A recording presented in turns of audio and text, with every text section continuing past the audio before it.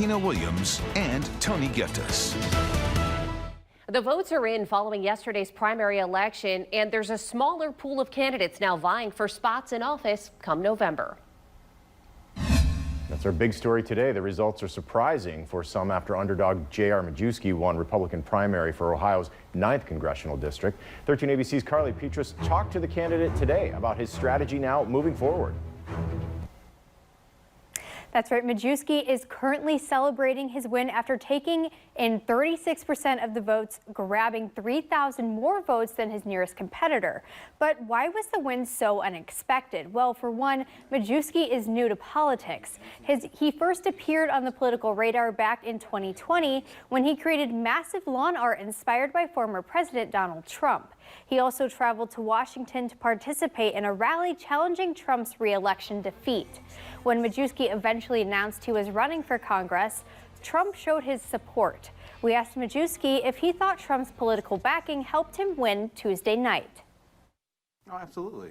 I mean, everybody in the country that's running as a Republican has an extreme level of adornment for President Trump and what he's done.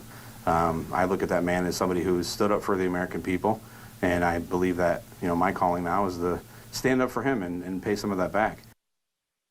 Majewski is fully expecting former President Trump's official endorsement within the next couple of days as he prepares to go up against the longest-serving woman in the U.S. House of Representatives, Marcy Kaptur. In the general election, reporting live, Carly Petrus, 13 ABC Action News.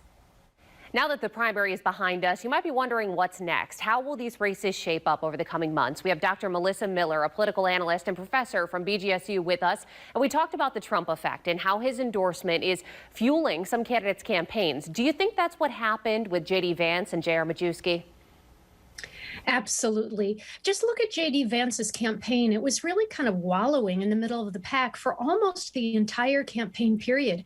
That all changed on April 15th, just under 3 weeks ago, when he won the former president's endorsement. Not only did he surge to the top of the pack, but he won rather decisively. The case is a little bit different for J.R. Majewski because the former president didn't actually endorse in the 9th congressional district. However, Majewski provided the most strong visual image of his alliance with the former president by spray painting his back lawn in the image of Trump. There can be no doubt that his connection to Trump helped him win in that four-person race. So there was a big impact here with the primary election, but will Trump's support really be enough to carry these candidates to a win in November? Well, the Republicans go into November with a number of advantages. Keep in mind that in both 2016 and 2022, Donald Trump carried the state of Ohio by 8 points each time. So much so that Ohio is really no longer considered a purple state or a swing state. It's considered a red state. So that gives the Republicans an enormous advantage. But will it be enough when Trump himself is not going to be on the ballot? Will they be able to gin up enthusiasm among Trump supporters to get them to turn out in the kinds of numbers they did for the former president? That remains to be seen.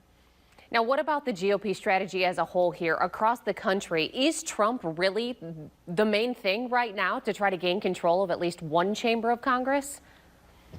Well, I think it's going to be tempting for all of these GOP nominees in Ohio and elsewhere to run a Trump-branded campaign, really aligning themselves with the former president.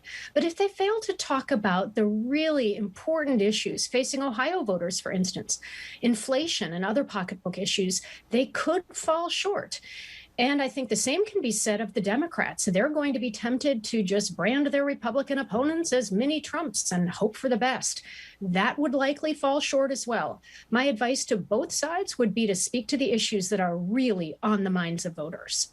The other thing on the minds of some voters out there, the big story, the Supreme Court potentially overturning Roe versus Wade. So when we talk big issues, how does abortion play into these campaigns moving forward?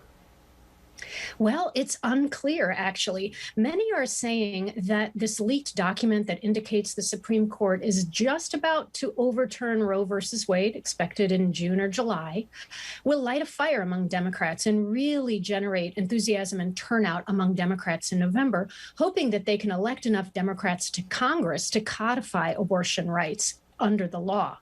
However, any surge in turnout and enthusiasm among Democrats is likely to be matched on the Republican side, because keep in mind, abortion has always been a top motivating factor for Republican voters.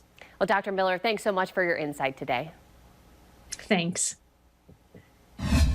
Donald Trump's endorsed candidates did not lose a race yesterday in Ohio or Indiana. In the weeks leading up to his endorsement, undecided voters signaled that they were waiting for Trump.